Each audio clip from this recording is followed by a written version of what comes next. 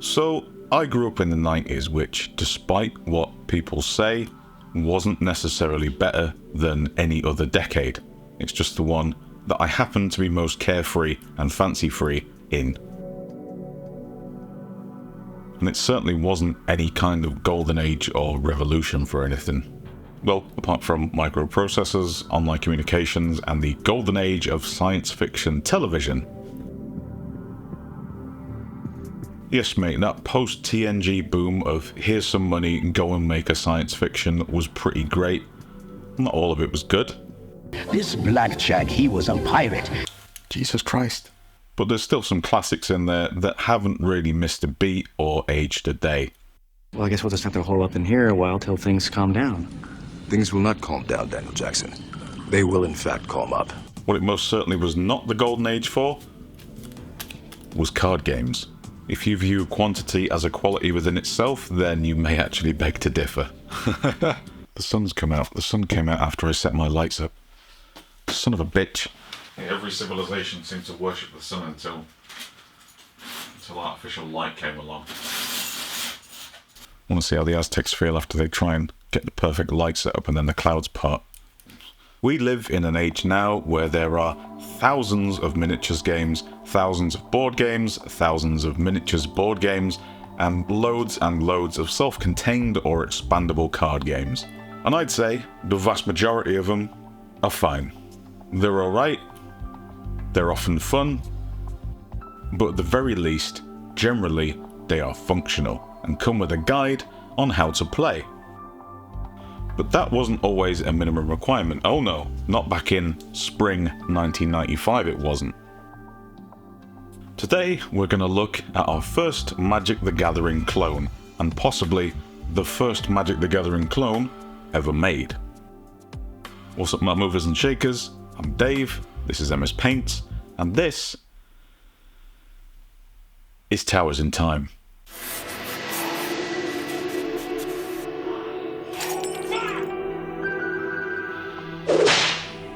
Look at the absolute fucking state of this. What's that mean? What does this mean? What does any of this shit mean? What does that do? What is that?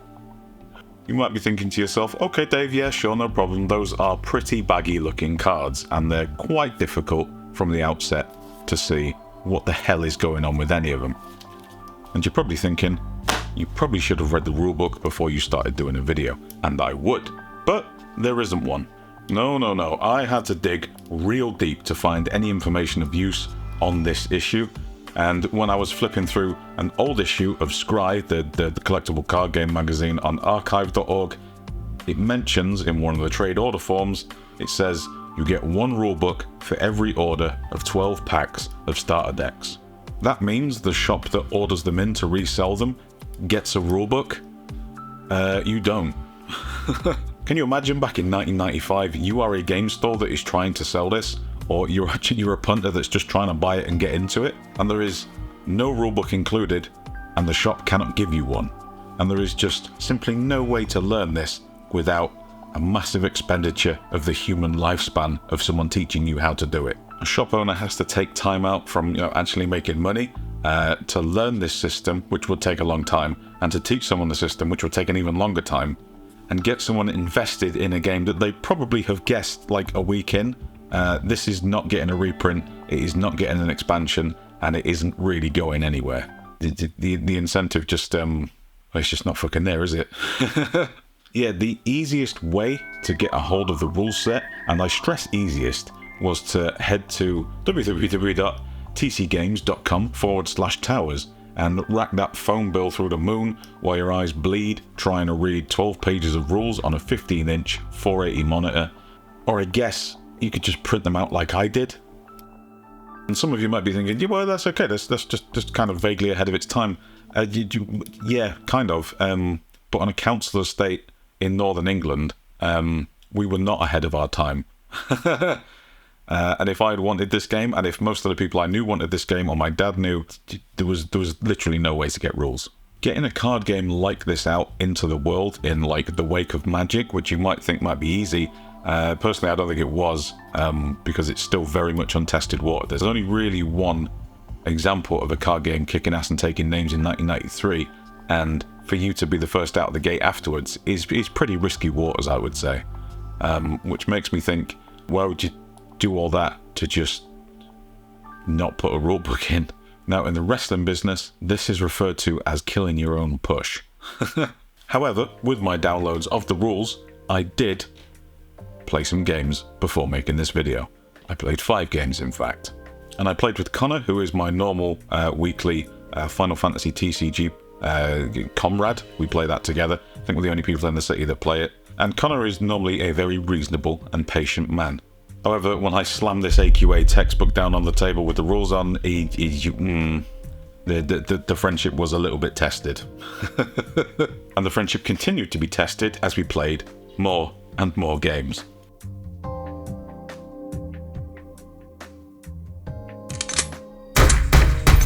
So how does this play? How does it actually work? And what does any of this actually mean? Well, thankfully, there is an A4 sheet with a list of symbols on that decodes all this shit for you.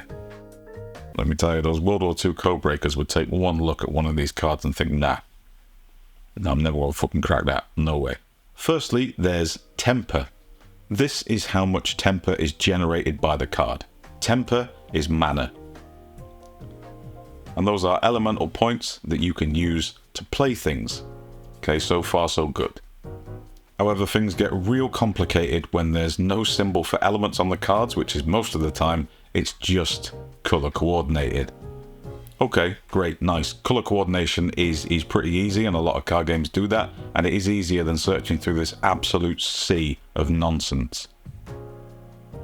However, the print quality varies so wildly that on some of this stuff, I can't tell what's wind and what's water at times. Oh, and then there's living and dead temper, mana, which is entirely down to interpretation with some of these cards.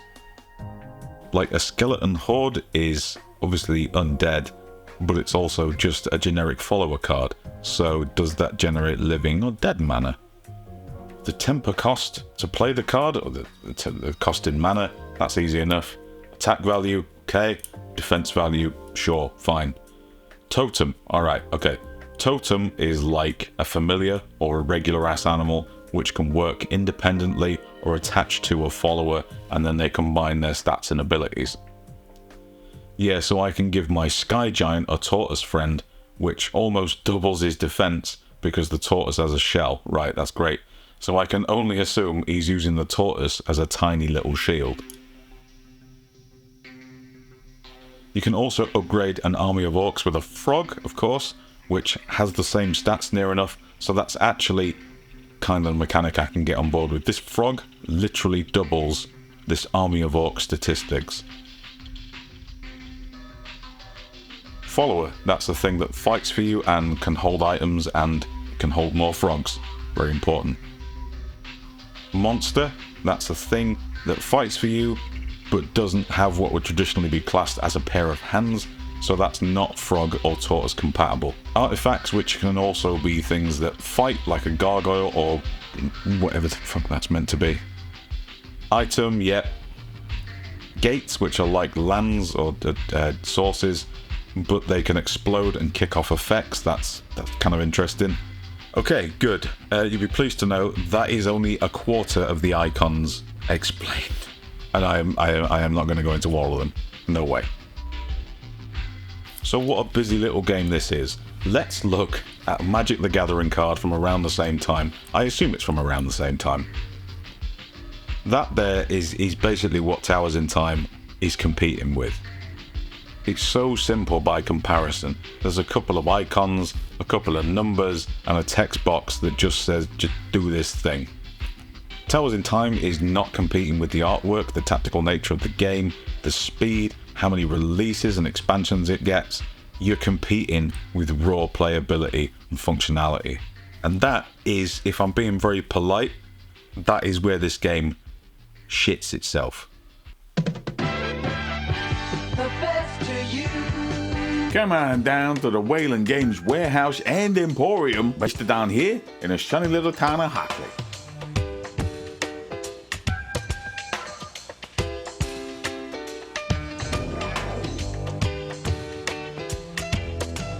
What's up, guys? Tony D here, back in perpetual forward motion, and I'm here to talk to you about today's sponsor, WAYLAND Games, warehouse, website, and emporium. Look at all this forward motion space I got. So today ain't about minis, guys. Today's all about that trading card game kind of magic. Coming out of the gate at the end of last year was Lorcana, guys. That's right, Lorcana, Rise of the Dragonborn. If you guys are looking to play something with your family or getting your Gaston, then look no further.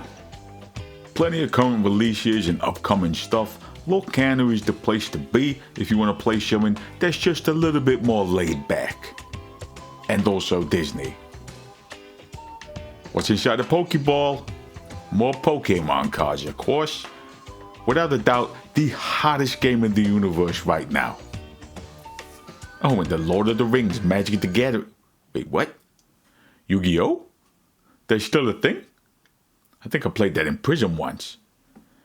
Yu-Gi-Oh's still going strong, guys. Yu-Gi-Oh's still going strong and keeping it fresh and funky with a new wave of releases and some kind of Egyptian thing.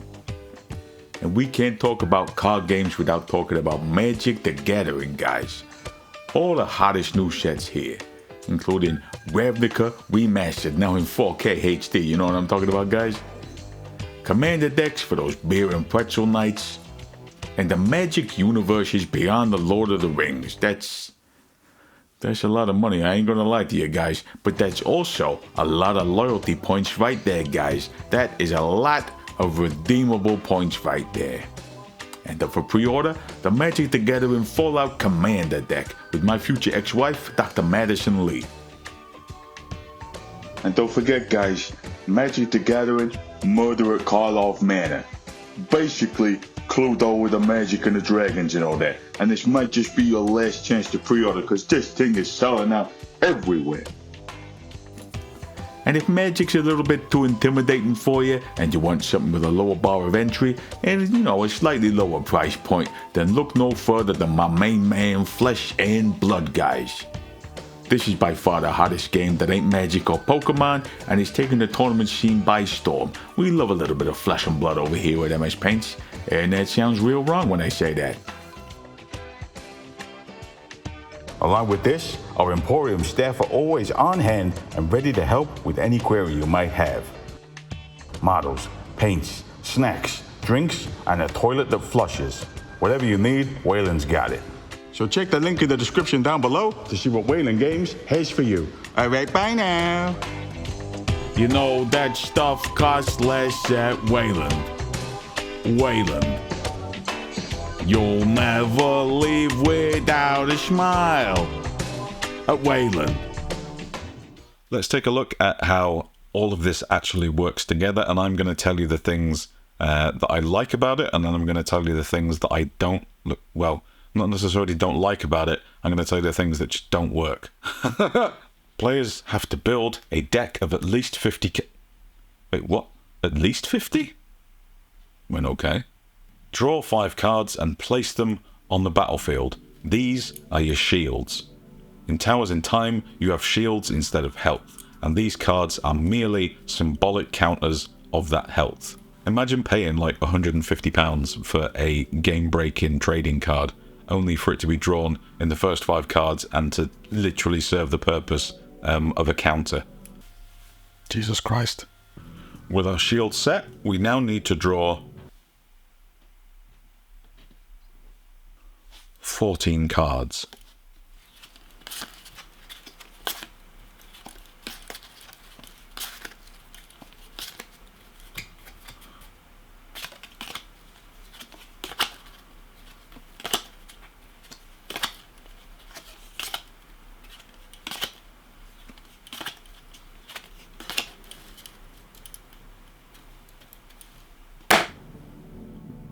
And you can play up to 8 of these onto the field whilst adhering to the rules of tower construction. Yeah, tower construction. That is my starting field. The rules of tower building are that each tower needs to begin with a source, or a gate, I guess. Next must be a minor creature, then a median creature, and then a major creature on top. All of them need to be the same element unless it's light, dark, or neutral, which becomes whatever element the source or the gate at the base is. To be honest, in our games, there were, because the print quality is so variable, there were so many different shades of grey, white, brown, whatever, that we just classed pretty much everything as neutral. That's definitely wrong, but there's also no one to tell us otherwise. Players then kind of free flow their turn and just alternate actions rather than doing rounds. So, like with Magic, there's an untap an unsap phase. Jesus Christ. A single draw card, and then it's onto the actions. Free actions are things like adding cards to Limbo. Yeah, Limbo. And tapping for mana. Sorry, I meant sapping for temper. Actions that cost you an actual activation are using an ability, doing an attack, casting a spell, attacking a target designated as vulnerable within the combat phase using the secondary attack value directly right of the ranged weapon icon. What? Okay, so let's say that I'm feeling pretty aggro and I am going to attack. I'm going to attack with this orc, or this army of orcs, or whatever. My opponent can then throw something in the way to do battle. Battle takes place in a weird little random encounter style bubble until it is resolved. During this battle, you can cast spells and then get ranged troops involved, but not melee, just ranged, unless they have the army icon. Jesus Christ. Because you can only use ranged attacks if a target is classed as vulnerable, and anything that participated in any phase of this combat bubble is classed as vulnerable, but not outside it. So let's assume that I've got enough stuff off to get my orc through that opposing defender. And then you find out that that doesn't really matter. Because he's a minor creature, you need 4 minor creatures to get through your opponent's defenders to take down a single shield. Jesus fucking Christ. Yeah, that's right. In one single turn, you need to get either 4 minors through, 2 medians, or 1 major creature. Which is a lot of work. We didn't really play it like this, we just did kind of like a monster gets through the defenses, you lose a shield, essentially. That was kind of like the fun way to play it, just nice and snappy, 20-minute game, half-an-hour game each time, nice and easy. Once we found out this was how you're supposed to do it, we kind of called it a night there. Generally because you could spend maybe half an hour, 40 minutes building your side and your forces up, just to kind of lose everything in one conflict after that time. I think what Towers in Time wanted to kind of be was not a deck building game, but like a force building game, which I can't really compare it to anything because most of the things that are those games came after this. And by force building, I mean this kind of level of stuff is what your field will look like after half an hour, 40 minutes. Because this is so similar to Magic, in some of its elements are very similar to Magic, not all of them were, I wish they were. You're just not wired in your brain to play it as that kind of game. And if there's a rule book that told you what kind of game it was, that would be wonderful. What I really, really do like, however, is that once you've deployed your starting forces, it would be feasible if you got a great hand and your opponent got a shitty hand, is that you could just stomp over your opponent pretty early doors. You could take some shields down. However, if the opposing player has nothing that they can do, if they pass on their actions 3 times in a row, that ends the turn, which I really, really did like that idea. He's kind of a built-in failsafe to stop you getting absolutely murdered. However, at this point, when you think about it, it's just another thing that makes the game take longer. Connor could have shafted me many, many times, and I could have stomped through his army of Wolverines. Yeah, Wolverines. But because he passed, my advantage was lost, and the turn reset, so he had a fighting chance. There is, I think, something in this. I don't know what it is, but there's definitely something. And I don't think Towers in Time knows what's in this. It's sadly stuck somewhere between, like, First Wave Magic and maybe the original Legend of the Five Rings. And Wyvern, I'm going to say Wyvern, it sounds better. But kind of absolutely misses the mark. Not massively every time, but literally every time misses the mark on any kind of getting one element right, which is a shame. Like, some of the artwork's fine, some of it is... Towers in Time crawled so that things like Hyborian Gate, Guardians, Tempest, and Ultimate Combat could waddle. Five Rings and Wing Commander could walk, and Austin Powers, the trading card game, could run.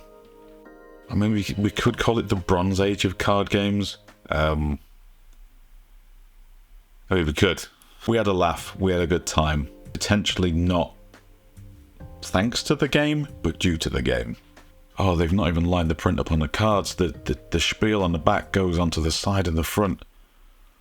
So this was my first foray into looking at weird 90s and early 90s Magic the Gathering clones. If you enjoyed this, please let me know.